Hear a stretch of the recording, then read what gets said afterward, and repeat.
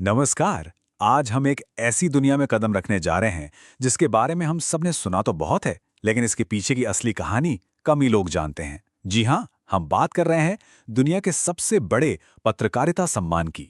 तो चलिए, बिना किसी देरी के इसे डिकोड करते हैं। जरा सोचिए, एक पत्रकार जो दिन रात बिना थके सच्चाई को सामने लाने की कोशिश करता है, उसके लिए सबसे बड़ी अचीवमेंट आखिर क्या हो सकती है? कोई बहुत बड़ा प्रमोशन, या फिर कोई खबर जो रातों रात वायरल हो जाए? सच तो यह है कि दुनिया भर के पत्रकारों और लेखकों के लिए जो सबसे बड़ा मुकाम है ना, वो कुछ और ही है।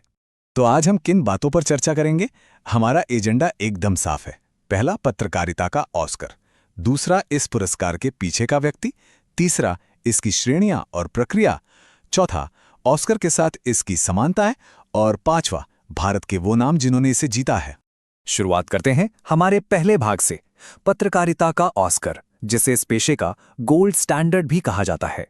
इसे ऐसे समझते हैं जैसे फिल्मों की दुनिया में किसी एक्टर या डायरेक्टर के लिए ऑस्कर जीतना जिंदगी का सबसे बड़ा सपना होता है, बिल्कुल वैसे ही खबरों की दुनिया में पुलित्जर का रुतबा है। ये कोई आम इनाम नहीं है, ये इस बात की मोहर है कि आपका काम दुनिया में सबसे बेहतरीन है। एक तरह से ये जर्नलिज्म का अल्टीमेट गोल्ड स्टैंडर्ड है।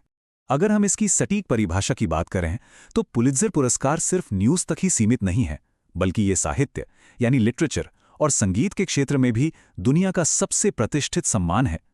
इसका इतिहास 100 साल से भी ज्यादा पुराना है और सच मानिए, ये एक्सीलेंस का एक जीता जागता सबूत है।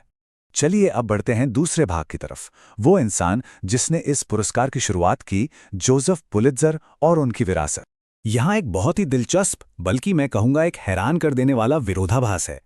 जोसेफ पुलित्जर अमेरिका के एक बहुत बड़े न्यूज़पेपर पब्लिशर थे, लेकिन क्या आप जानते हैं कि उन्हें येलो जर्नलिज्म यानी सनसनीखेज पत्रकारिता का जनक माना जाता था? जी हाँ, और सबसे बड़ी विडंबना देखिए, अपनी छवि सुधारने और पत्रकारिता में एथिक्स यानी नैतिकता लाने के लिए खुद उन्होंने ही इस महान पुरस्कार की नींव रखी। है ना कमाल की बात? अगर हम थोड़ा इतिहास में पीछे जाएं तो 1904 में पुलित्जर ने अपनी वसीयत में कोलंबिया यूनिवर्सिटी को एक बड़ा फंड दिया था ताकि एक जर्नलिज्म स्कूल खुल सके। फिर 1911 में उनके निधन के बाद आखिरकार 4 जून 1917 वो ऐतिहासिक दिन था जब पहली बार ये पुरस्कार दिए गए। अब आते हैं तीसरे भाग पर। इसकी अलग अलग श्रेणियां क्या हैं और इसे चुनने की प्रक्रिया कैसे काम करती है? आपके मन में ये सवाल जरूर आ रहा होगा कि आखिर जीतने वाले को मिलता क्या है। तो देखिए, विजेता को एक शानदार सर्टिफिकेट के साथ $15,000 यानी भारतीय रुपयों में करीब 12.5 लाख रुपए का कैश प्राइज मिलता है। लेकिन रुकिए, यहां एक बहुत बड़ा ट्विस्ट है। सभी कैटेगरीज में नकद इनाम नहीं मिलता। जो सबसे खास कैटेगरी है, पब्लिक सर्विस या जनसेवा, उसमें कैश नहीं बल्कि एक बेहद प्रतिष्ठित गोल्ड मेडल दिया जाता है जिस पर बेंजामिन फ्रैंकलिन का चित्र होता है। और सबसे अहम बात, ये मेडल किसी एक पत्रकार को नहीं बल्कि उनके अदम्य साहस के लिए पूरे के पूरे न्यूज़ ऑर्गेनाइजेशन को मिलता है। समय के साथ ये पुरस्कार काफी बदल चुका है। 1917 में सिर्फ 4 कैटेगरीज थीं, लेकिन आज ये कुल 22 अलग अलग श्रेणियों में दिया जाता है। इसमें से 15 पत्रकारिता के लिए हैं और बाकी 7 साहित्य, नाटक और संगीत से जुड़ी हैं। 1999 के बाद तो इसमें डिजिटल जर्नलिज्म को भी शामिल कर लिया गया। इसे जीतने का प्रोसेस इतना आसान नहीं है, ये बहुत ही सख्त है। कोलंबिया यूनिवर्सिटी आज भी इसे मैनेज करती है।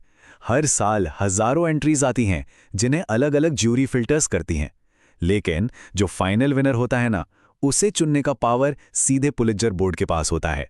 मतलब इस प्रोसेस में अगर कोई सिर्फ फाइनलिस्ट भी बन जाए तो वो भी अपने आप में एक बहुत बड़ी कामयाबी मानी जाती है। आगे बढ़ते हैं भाग 4 की ओर, ऑस्कर के साथ पुलित्जर की समानताएं, बिल्कुल फ्रेम दर फ्रेम।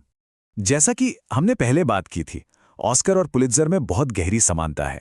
ऑस्कर उन फिल्मों को मिलता है जो हमारे दिलों को छू लें, एक गहरा सिनेमाई प्रभाव छोड़ें। ठीक उसी तरह पुलित्जर उन रिपोर्टिंग्स को दिया जाता है जो पूरे समाज को झकझोर कर रख दें, चाहे वो किसी बड़े घोटाले का पर्दाफाश करना हो या बिना डरे सत्ता से सवाल पूछना हो।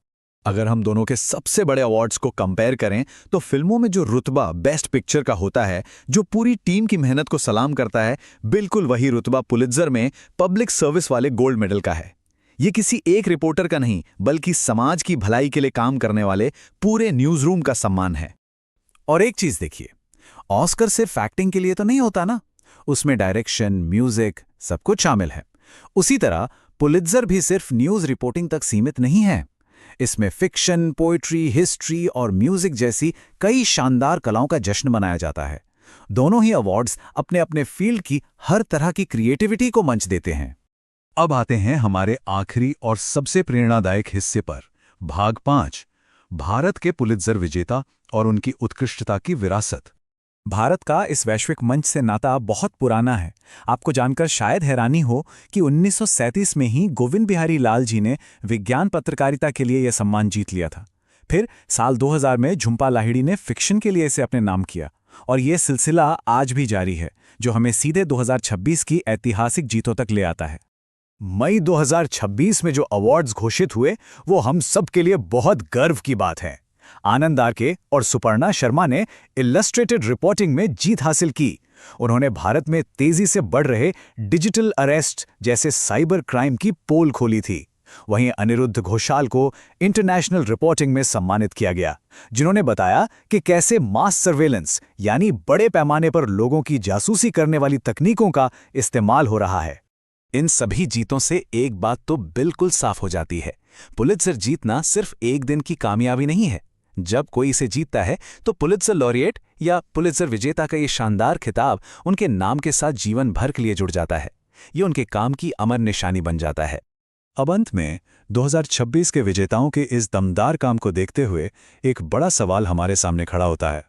आज के इस तेजी से बदलते डिजिटल युग में, जहां साइबर क्राइम और निगरानी के खतरे हर दिन बढ़ रहे हैं, भविष्य के ये पत्रकारिता के ऑस्कर विजेता सच्चाई को सामने लाने और हमारे सच जानने के हक को बचाने के लिए आगे और क्या-क्या नए रास्ते तलाशेंगे, ये सच में सोचने वाली बात है।